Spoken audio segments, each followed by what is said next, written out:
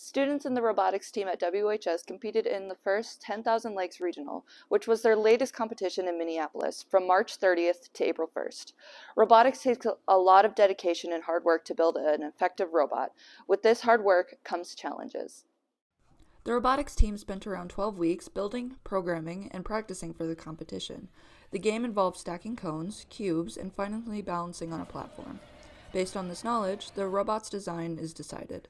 Mr. Morales, the co-mentor of the robotics team, speaks more on the design's process. Well, the design, I have little decision on it. A lot of it is students. Students come up with the idea. The decision is strongly made from the pre-game. Like we have the kickoff day, we all sit down, we watch the game being released. And as soon as the game comes out, the students are distributed in different groups, and they come up with an idea of do we want the robot to do, and how do we want to do it. And from there, we cohesively get into that design. That a lot of the times, everybody end up agreeing in what we need to do with the robot. Connor Henning speaks on his experience in the club. We usually have a meeting and sit through that meeting and study the game elements. So once we kind of collectively decide on what we want the robot to be and what we want it to look like. Mr. Morales talks on the team's strategy for this year. And our game strategy is usually to try to adapt to the situation. So we're going to try to, of course, to try to accumulate as many points as we can in the easier way. So we do that mathematic between like what will get us the most points.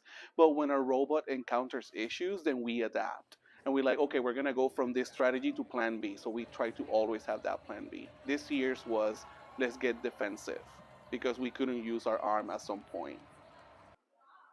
JJ Mee, one of the team's coders and a WHS sophomore, shares some of the challenges they were faced with. And I can definitely voucher that programming has been difficult. It has been difficult for us this year, mainly because there's two programmers on the team, and we're pretty new to the language.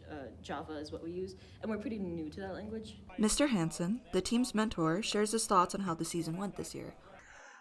I think this season has been very productive. Everybody learned something, and I look forward to competition because it's going to be a lot of fun and even more educational.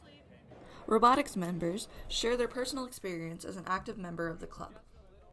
I really, really like the amount of new things that we get to learn here.